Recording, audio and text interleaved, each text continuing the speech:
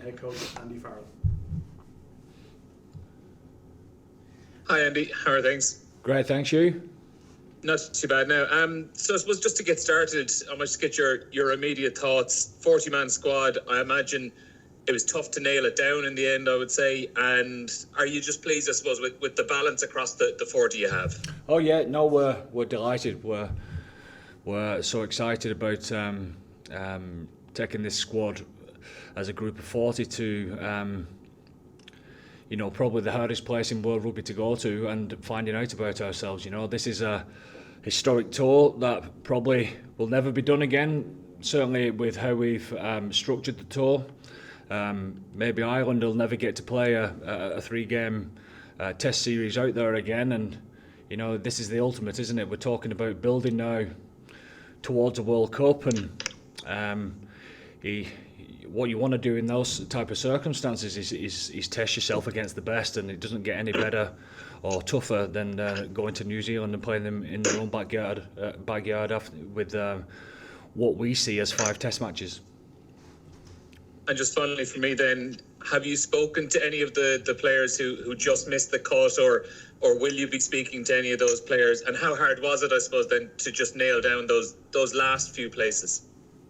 Yeah, no, there's plenty of conversations that have been happening over the last few days, and like always, it's tough, because they all wanted to make the tour.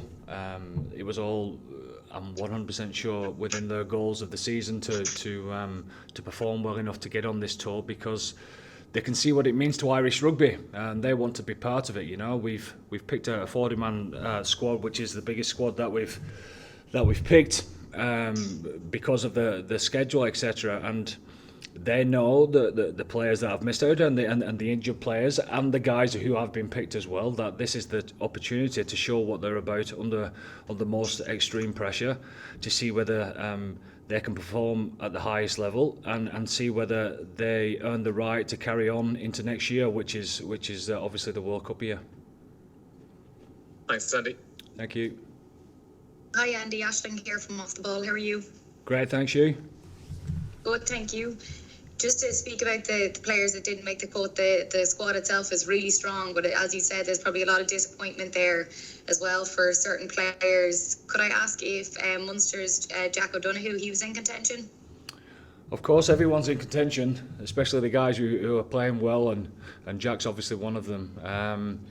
He obviously he's in a very competitive position there, and you look across who has been selected in those areas. I don't think you could complain about any of those that are selected neither.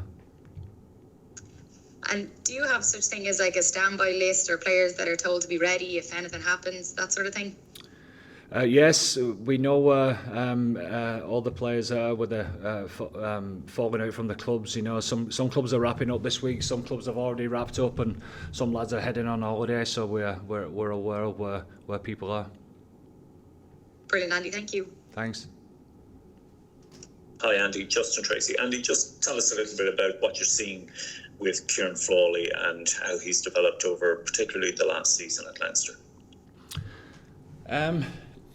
Kieran's like a number of players that's been selected in the squad. There's massive potential there, and we want to see that potential flourish under extreme pressure. And he's a type of player that we obviously want to. This tour is brilliant for, because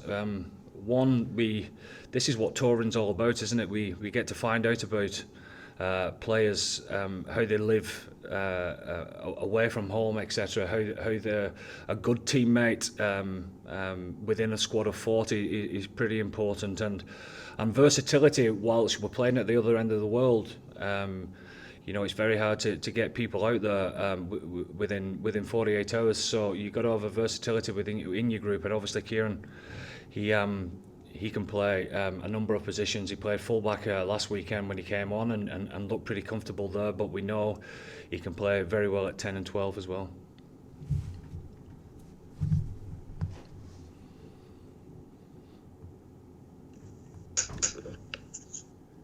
Hey Andy, how's it going? Good, thanks.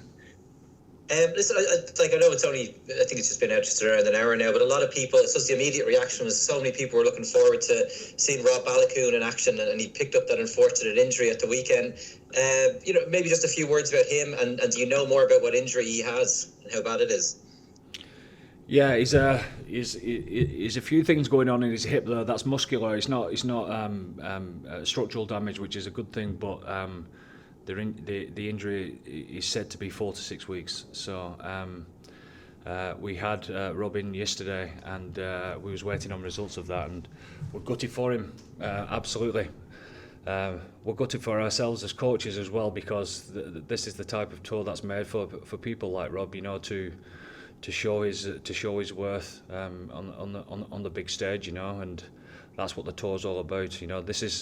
This is for us. It's the start of our World Cup campaign, and we wanted players like Rob involved in that process. And yeah, like you mentioned it there at the start, and it was in the kind of the release when the squad is announced. Yeah, do you kind of I suppose, what's your own personal take on the fact that these type of tours might not be around anymore, especially if there's a more kind of global calendar? Is it a shame in a way that Ireland might not tour New Zealand and do these big tours anymore? Well, I'm yet to experience what's gonna come down the line, so I suppose I can only judge it on that. But I've grown up all my life on a 3-test tour. I absolutely love it. I think 3 games, you obviously, you go 1-0 down, you see the pressure building for the second game, and there's not just the performance of the 3-game test series, but there's also the ability to move around the country and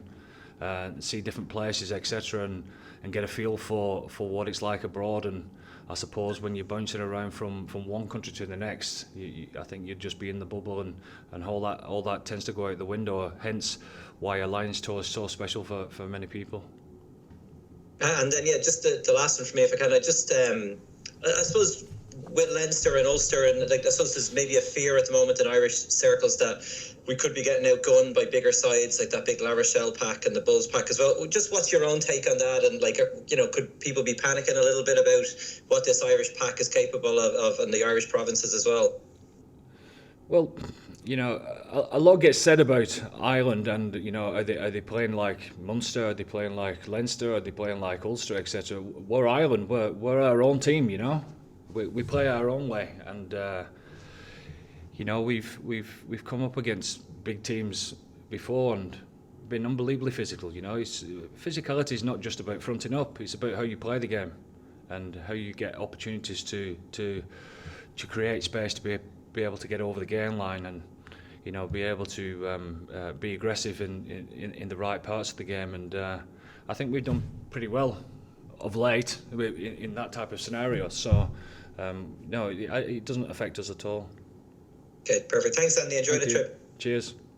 Andy, if I may, just one final one to give, I suppose, the viewing public a sense of where performance needs to be at. Just basing it on the last Six Nations, where do you see Ireland needing to be to come away with even one and possibly multiple wins in this Test series? Where we've not been before. That's fact to me. Our last performance against them, or any good performance that you've seen over the last 18 months, 2 years, we need to be better than that. It's different over there, and that's why touring for these lads is so important. We've missed it. We've lads on over 20 plus caps that's never toured.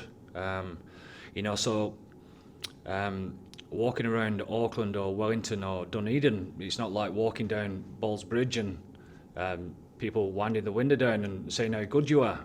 This is completely different. This is proper international rugby that doesn't get any better, and it's exactly what we want at this moment in time. Okay, guys, we'll finish up with Moreno. Hi, Andy. Good morning from Italy. It's Moreno. Just one question. How, in your opinion, the latest results of the Irish provinces in the Heineken Cup champions and in the URC will affect, and if will affect, the tour down under to New Zealand? In a positive way, I mean, will to have revenge, or maybe in a negative way, going down with a loss on your back? Thank you. Well, we'll see. We'll see. But what this 3-day camp is making sure that we get cohesive, that we start enjoying each other's company, we start building the relationships that we've built, and we need to build them even stronger in the next 4 weeks. You can look at it both ways, you know. If Leinster and Ulster would have both played in the final, you can say that they've got good game time and, you know, the match fit, etc. Or you could say, well, listen, we've got the players now. We've got a 3-day camp. We're a little bit ahead of the curve, getting onto the plane, and we've got a fit squad. So I suppose you can take it either way. Thank you so much. Thank you. Okay, folks, we're going to switch on now to the embargoed written section. Thanks.